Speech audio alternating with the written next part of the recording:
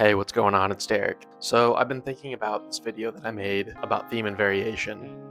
Whether or not it was really like theme and variation, I don't know. It was a weak attempt at it, but that's beside the point. I was thinking about the what I called the theme in that song anyway, and that it lands on the four. And I've talked about this a little bit before, but I tend to gravitate toward what can be called the hexatonic scale. It's like pentatonic, but you add the seventh onto it, which is basically just all the notes before. And I think that's a really nice way to improvise. I think the seven is a really nice like singy addition to it. I think it's very similar. I think it brings a similar effect as like the three and even the two, like for some dissonance.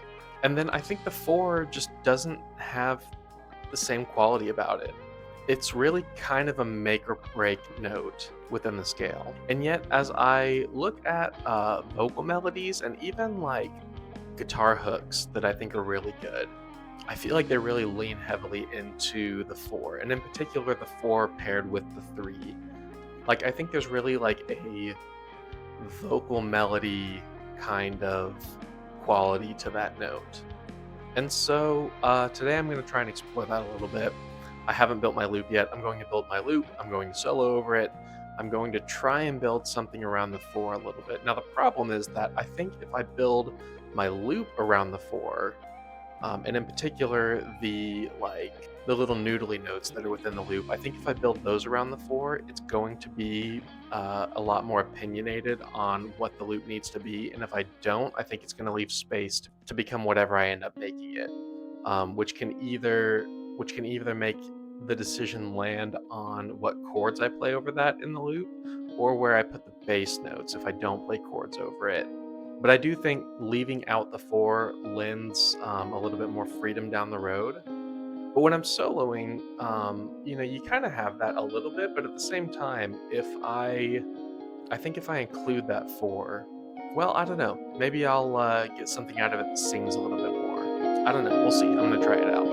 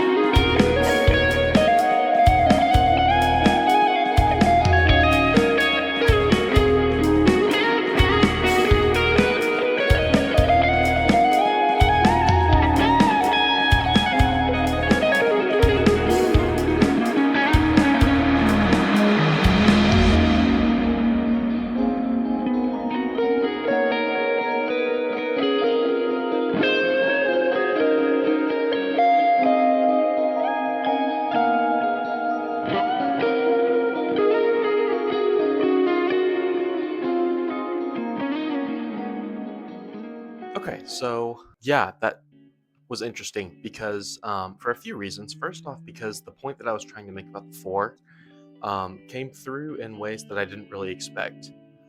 So I don't really think about what these loops are going to be whenever I go into them. And a lot of times, the four being more sing-songy tends to, or like singy. A lot of times, the four being more vocal tends to come out in like really like I don't know soulful major keys where you can really sing into that three and like bring out the four. But this time it ended up differently. It ended up being a minor sounding piece, a minor sounding loop, and that's all well and good. I'm still referring to the four as a major. So if you take the key, the minor key that it was in, you give it its relative major. I'm talking about that four, and so in the minor, it's really going to be the six. So like in this case, we were in E flat minor, and so I am referring to the four of F sharp minor or G flat, whatever you want to call it. I don't know. I don't know when you're supposed to refer to one or the other. So the four is going to end up being this B,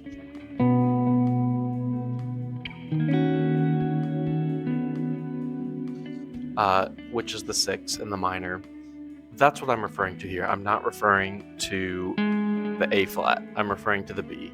So that said, while that still I feel like kind of holds true, this song was interesting because kind of the main through line was that first lick that I did in the loop. This little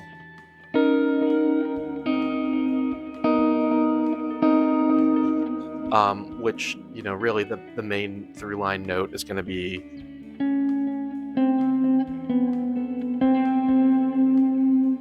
And what's interesting about that is that it kind of brought us into more of a Dorian kind of minor feel rather than like a strictly Aeolian. And sorry, I'm going into modes, but that's kind of what it did. So it gave us our sharp six sometimes, but because it was kind of a chromatic walk down and walk up, it gave us our normal six as well. So we switched between a normal six and a sharp six, and you probably heard that some.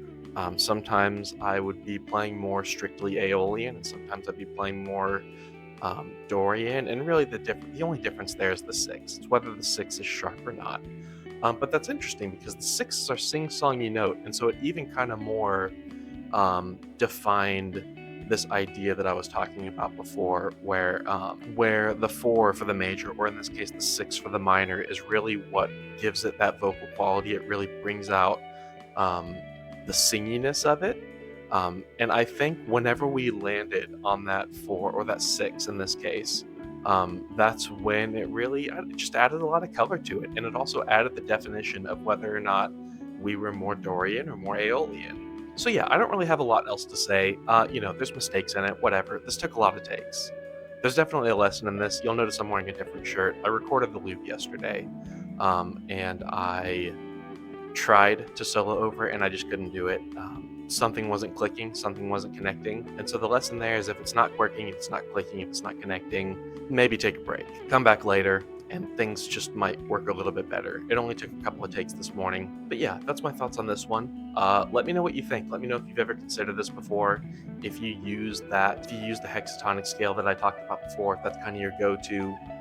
Or if you tend to stay more pentatonic, or if you tend to stay more major and just like you throw the four in where you throw it in, and like your experience with that. Really, if you've just given it any thought, because I think there's a lot to be said about playing musically that extends beyond emotion and beyond feel.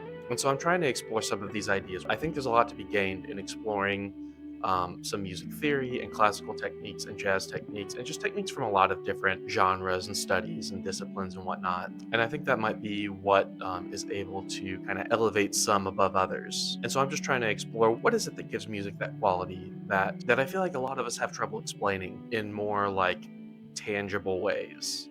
So that's it. If you made it this far, thank you so much. Glad you're here. Leave a like, drop a comment, say hey, make yourself known, and I will see you in the next one.